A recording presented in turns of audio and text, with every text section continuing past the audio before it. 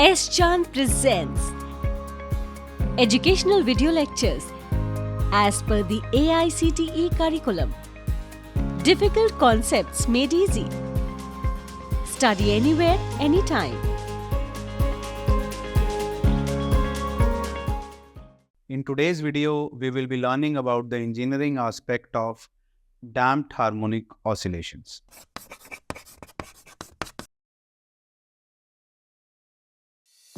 If you want to study this topic in detail, refer to the book by S. Chan Publishing. Link is provided in the description box. Welcome to S. Chan Academy. I am Anmol Bhatia and we will be learning about the damped harmonic oscillations. The course that we are covering is engineering mechanics, and the topic that we will be covering today is damped harmonic motion, and there are three cases of these damped harmonic oscillations: overdamped, critically damped and lightly damped oscillations. And apart from this topic, we will be also covering the forced oscillations and resonance. There are three cases of the damped harmonic oscillations, and these three cases are namely heavily damped, critically damped and lightly damped. The situation that we will come across is when this k square part is greater than omega square, k square is equal to omega square and k square is less than omega square.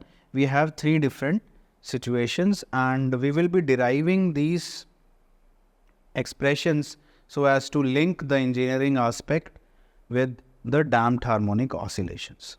So in my previous videos, I have already demonstrated what is this damped harmonic oscillations, and we have came to a conclusion, or we have derived a solution, which is a1 e raised to the power minus k plus under root k square minus omega square t plus a2 e raised to the power minus k minus under root k square minus omega square t.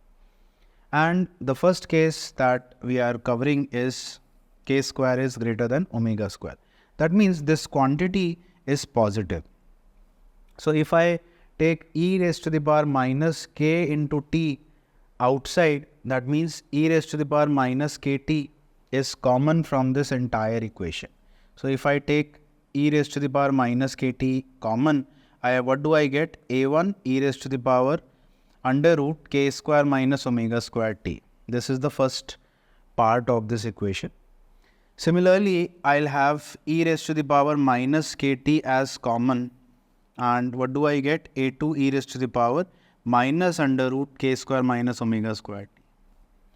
Now, I have this expression e raised to the power under root k square omega square t can be written as cos hyperbolic of the same function plus sine hyperbolic of the same function. So this expression can be written as cos hyperbolic of this plus sine hyperbolic of this. So a1 can be taken as common. Similarly, e raised to the power minus kt is common from the entire equation. What is left? a2 e raised to the power of this value. So this can also be written as cos hyperbolic of this plus sine hyperbolic of this. As this is minus, so cos hyperbolic of the negative quantity is positive, and sine hyperbolic of the negative quantity will have minus as common, sine hyperbolic under root k square minus omega square t. So this is the final expression that we have for the heavily damped equation. What is to be done now? I need to take common a1 and a2 value is to be taken as common and is to be clubbed, and cos hyperbolic under root k square minus omega square t is common from the first expression. Similarly, for the second, sine hyperbolic term is common, and what is left inside? a1 minus a2. So ultimately, this expression was the expression for the heavily damped oscillations. Now coming to the type 2 or case 2, which is critically damped condition, in which I have told you that k square is equal to omega square. Considering the same expression that we have already derived, which is a1 e raised to the power minus k plus under root k square omega square t plus a2 e raised to the power minus k minus under root k square omega square t. Now, if these two are equal, so this would become 0, and e raised to the power minus kt part is common from all, so I'll get a1 plus a2. Combining this a1 plus a2 to have one constant, and that constant is a dash e raised to the power minus kt. So this is the case. This dotted line indicates the heavily damped situation of the harmonic oscillation, and e raised to the power minus kt into a dash would indicate this curve. That means it would be declining at a certain trend, and after some time it would be reaching to 0. That means the harmonic oscillations would be damped, but it would take the minimum time required for damping. So it will quickly come to the damping. Herein, let's have an example of the pendulum. If I give some oscillations to the pendulum, so in case of this damped harmonic oscillations, what would happen? It would have some oscillations at the initial stage, and after some time it would quickly become 0. That means it would take the minimum time required for the damping. So as far as the engineering aspect is concerned, if we want to quickly make those oscillations to be damped, so we need to consider this condition that k square is equal to omega square. But practically this is not possible. So what is possible? Let us have a look at it. So it would have two constants, which is a dash e raised to the power minus kt. Now let us consider that k square is slightly large than omega square, because at that particular situation when the practicality comes, it is very difficult to get the equal values of k square and omega square. So let us consider it slightly more than omega square. So what do I get? E raised to the power minus kt as common, e raised to the power delta t is this part, and similarly for the next part also. Now when we open this e raised to the power delta t, I'll get this 1 plus delta t from the expression, or from this expression of e raised to the power delta t. Here also I'll get 1 minus delta t. So what do I get? I can take this a1 and a2 terms combined, and for the second aspect I can take this a1 minus a2 term combined delta t. So this a1 plus a2 can be written as b, and a1 minus a2 can be written as this term d. So this would be the final solution for the critically damped oscillator, in which we would consider k square as slightly more than omega square. Herein b and d are the unknowns, and they would be depicted based on the initial conditions. So if I graphically tell you that what is this critically damped situation, so as I have told you that it would come to the rest position in a very lesser time. So there is a minimum time required to come to the rest position, and there is a special expression that if this value is x naught, so x naught 36.8% of this x naught value would be the amplitude of the vibrations, and time is 1 over k. Then you have the third situation, which is called as a lightly damped oscillator, in which k square is less than omega square. That means I had this expression k square minus omega square, so I can take minus as common. So if minus is there in the under root, iota or imaginary terms comes in. That means I can take this part as omega dash, and I is a common value. So same expression I'll have, e raised to the power minus kt gets common, iota omega dash t, and here iota minus iota omega dash t comes into picture. So e raised to the power iota theta can be written as cos theta plus iota sin theta. Here also cos theta minus iota sin theta. So I'll substitute the value. And club in cos omega dash t and sin omega dash t so as to have an expression. So final expression that I'll have is this expression, and its amplitude is different from A dash. So after solving it, I'll get this expression. So what do I conclude from the expressions that I've got? So this thing that we got from the expression is, this part is having amplitude which is different from the previous case. That means herein I have this amplitude which is the maximum amplitude. After a certain period of time, I'll get this lesser amplitude value. After a certain period of time, the amplitude decreases, and ultimately the amplitude becomes 0. That means this is the situation for the lightly damped conditions or lightly damped oscillations. So comparing or illustrating all these three damped conditions with the help of a graph, what do I have? One is this expression or this situation in which there is a lightly damped situation in which the amplitude keeps on decreasing, but it is not decreasing at a sudden pace. The second condition is the heavy damping, in which we club all these amplitudes, and after a certain period of time it would become 0. And the third situation is the critically damped situation, in which it decreases at a certain level and after some time the amplitude becomes 0. So this is the three aspects from the engineering point of view. So finally, if I want to summarize it, what is heavy damping? In which the amplitude keeps on decreasing at a rapid pace. The critical damping situation, in which the amplitude keeps on decreasing at a certain value, which is 36.8% of the maximum amplitude, and with no time it comes to the rest position. And lightly damped situation, in which there is an amplitude value and after certain period of time the amplitude keeps on decreasing, and considering a duration it would come to the 0 position. Let's stop here for a short break. In this part of the video we have learned about the damped oscillations, and we have seen three different cases, which is the heavily damped, the lightly damped and the critically damped situation. After coming back from the break, we will learn about forced oscillations and resonance.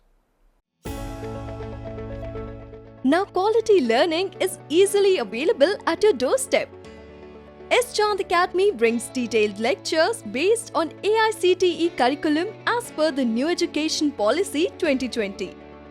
So do not forget to subscribe to the S. Chand Academy and access the wide world of knowledge conveniently sitting at your home. Stay connected and keep watching S. Chand Academy. Happy learning! Welcome back after the break. In this part of the video, we will be learning about the forced oscillations and resonance. So the topic that we are learning is forced oscillations and resonance. So what is this forced oscillations and resonance? Before learning this forced oscillations, let us understand that what is a free oscillation. Before learning this free oscillations, let us look at the topic which is natural frequency. We need to learn firstly about the natural frequency. So let's say we have a spring mass system, and we have given a force to the spring mass system.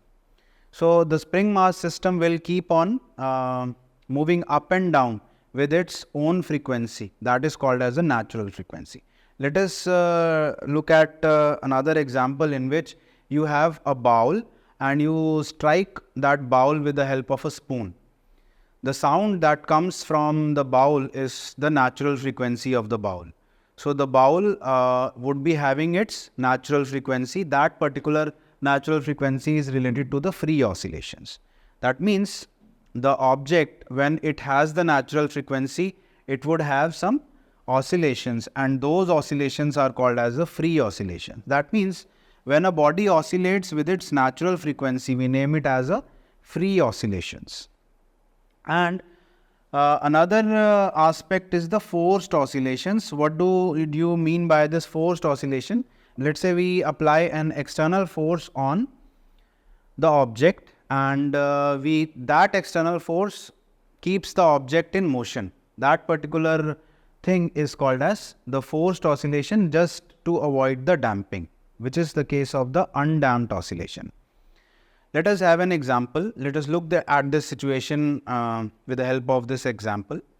Let's say you are sitting on a swing, and your friend is applying a force on that swing. So when you come to a particular position, that is the maximum distance you travel, and after some point when you come back, your friend pushes you. After some point when you come back, your friend pushes you. That means your friend is applying a force so as you would not come to the rest position. So the force that your friend is applying, that is called as the forced oscillation, because you are not coming to the rest position. That is called as an undamped oscillation. But when you come to the rest position by your own frequency, that is called as the damped free vibrations. So this is the natural frequency, which is the frequency of the body itself. The free oscillations, which is the body oscillates with its own natural frequency, that is called as the free oscillations. Forced oscillation, when we apply an external force to keep the body oscillating, that is called as the forced oscillations, and that part is related to the undamped oscillations. That means we would not come back to the rest position. There is an external force which is associated with this forced oscillation, which is Ft. T here indicates that it is a function of time. So this is F naught cos omega dt. So omega dt is associated with the forced oscillation. Now the motion that we want to undertake is the combined motion or the combined action of the linear restoring force, the damping force, and the time dependent driving force. So there are three forces that would come into the picture. One is the restoring force, another is the damping force, and the third one is the time dependent driving force. So what are these forces mathematically? The total force would be equal to the restoring force, the damping force, and the time dependent force. So force, as you know, is mass multiplied by acceleration. The restoring force is minus k times x, and x here is a function of time. This damping force is minus b into v, which is also a function of time, and you have seen this time dependent force, which is F naught cos omega dt. So when I substitute the value of acceleration, I'll get d2x by dt square, which is the double derivative of the position vector, and minus kx would become plus, so plus kx, and dx by dt would be the case of v. So b into dx by dt, that would be equal to F naught cos omega dt. This is the equation for the oscillator, which is having mass, a spring constant, and an external force, which is having an angular frequency omega d that would be applied on the system. So the final expression related to the forced oscillations are these expressions. The first one is x, which is the solution derived from this equation, which is a cos omega dt plus phi.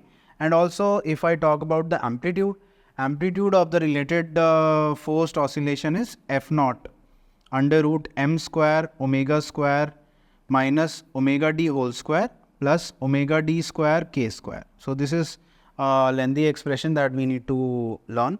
Then tan phi equals to minus v naught over omega d x naught. So this is the solution that have been derived from this particular equation. Now what happens, we can see the different behavior when this omega d is far from omega. That means when this omega d is different from omega, we would be seeing certain behaviors from this expression of A. And what is this? What are these behaviors?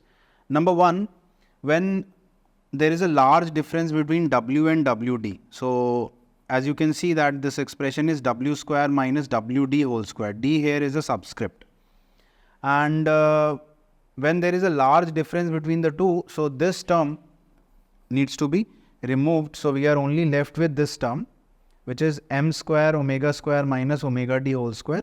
And when both of them are equal, that means this part needs to be removed. That means this minus this would be 0. So we are only left with this expression. So amplitude would become f naught over omega d k. And ultimately, this phenomena which we are talking about, when this W and WD becomes equal, that means both the frequencies matches. That particular aspect or that particular situation is called as a resonance. So what is this resonance? The phenomena of increase in amplitude when the driving force is close to the natural frequency of the oscillator. That means when this driving force, which is related to creating oscillations, that is equal to the natural frequency of the oscillator, then the resonance part comes into the picture.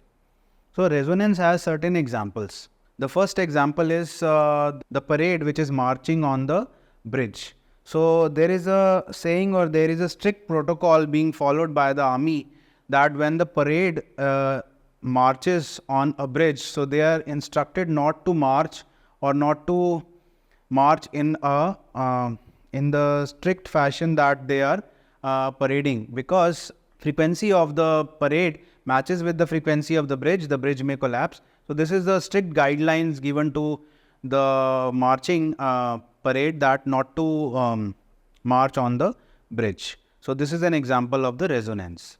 Another example, another part of the resonance is this example which I have taken from the book, which is there is a bob which is named as number 1, and that bob is attached to a string at a particular distance.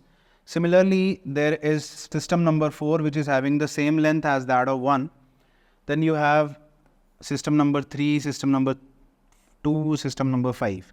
Let's say I give certain force to this bob and this bob keeps on moving. Now what happens, because this is moving, the string also moves, and this particular part which is number 2, this also keeps on rotating, right? Or this also moves. So when it moves, it quickly comes to the rest position. That means damping occurs in this particular situation, because the frequency of this and this are not matched. That means the resonance condition is not perfectly matching in both the situations.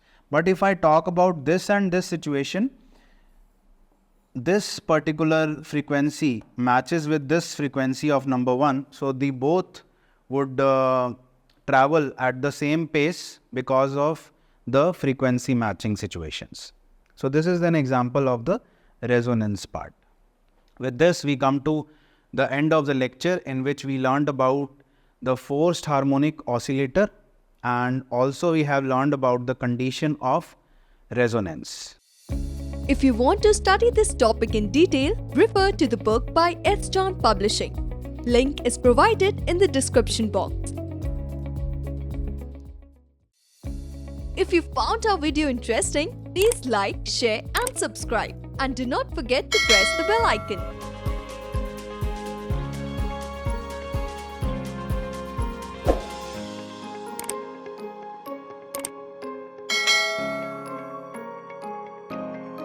All rights reserved. This video has been prepared for educational purposes only. No part of it may be reproduced or copied without the permission of the copyright holder.